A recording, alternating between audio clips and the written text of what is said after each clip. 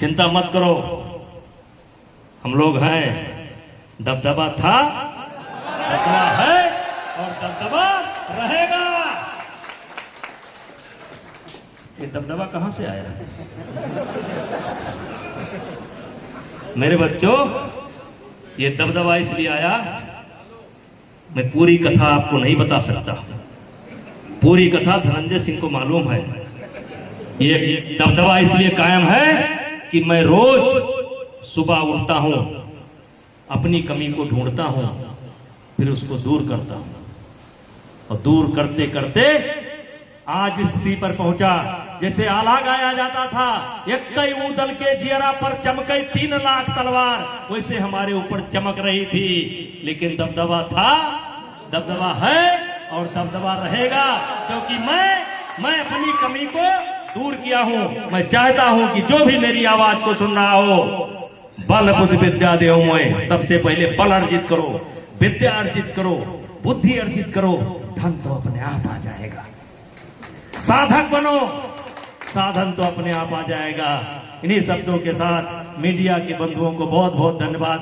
किसी खुराफाती सवाल का मेरे पास जवाब नहीं है, ये मेरा जवाब यही था, इसी में से कुछ निकाल लेना। बोलो भारत माता की जय। फिर आप लोगों को बहुत बहुत धन्यवाद देता हूं। बोले भारत माता की।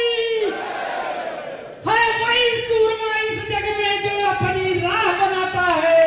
कोई चलता है पद चिन्हों पर, कोई पद चिन्ह बनाता है। यही हमारे है, जो पद चिन्ह छोड़कर जा रहे हैं, जिस पर हमारा समाज चल करके देश को त्याग और बलिदान के बाद उच्च शिखर पर आरूढ़ करेगा। अब मैं अपने नेता को ध्यान से सुने। बहुत बहुत धन्यवाद सुनील जी। आज इस वैश्य क्षत्रिय एकता राष्ट्रीय एकता मंच की तरफ से आयोजित होली मिलन समारोह, डॉक्टर विनोद सिंह जी ने एक बहुत बड़ा पत्र पढ़ा, उसमें बहुत ध्यान से हम लोग सुन रहे थे। इस कार्यक्रम में मैं धन्यवाद देता हूं आयोजक समिति को, जिन्होंने हम लोगों के बड़े भाई आदरणीय श्री ब्रजभूषण सिंह जी, नेताजी के नाम से प्रसिद्ध। अभी कुछ लोग पूर्व सांसद कह रहे थे, जब कोई एक सार्वजनिक जीवन में आता है कभी वो पूर्व नहीं रहता जब तक जनता की सेवा करता रहता है।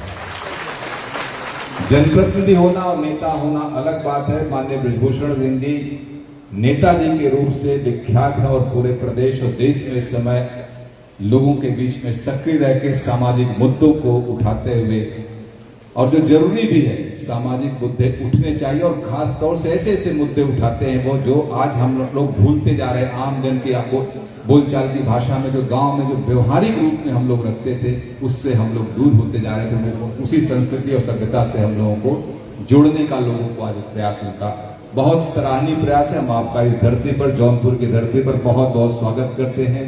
और इस कार्यक्रम की अध्यक्षता कर रहे आदरणीय राजा सिंगरामऊ श्री जय सिंह जी। इस परिवार का बहुत लंबा इतिहास रहा है और त्याग तपस्या का रहा है, शिक्षा के क्षेत्र में बहुत रहा है। मैं इस विषय पे आगे बोलूंगा कि कैसे नेताजी ने 50 से अधिक कॉलेज की स्थापना किया। राजा हरपाल सिंह डिग्री कॉलेज और इंटर कॉलेज से तमाम लोग पढ़ के निकल के गए और आज देश दुनिया में अपनी सेवा दे रहे हैं। आदरणीय अध्यक्ष जी, और इस कार्यक्रम में हमारे अनुज विधान परिषद सदस्य ब्रजेश सिंह प्रिंसू जी इस कार्यक्रम में के विशिष्ट अतिथि उपस्थित हैं। यहाँ पर जफराबाद से विधायक रहे डॉक्टर हरेंद्र सिंह जी, लंबी सामाजिक सेवा में चिकित्सा के क्षेत्र में अपनी सेवा दे रहे हैं। और हम लोगों के पिता तुल्य परम आदरणीय श्री सुरेंद्र सिंह जी, प्रमुख पूर्व प्रमुख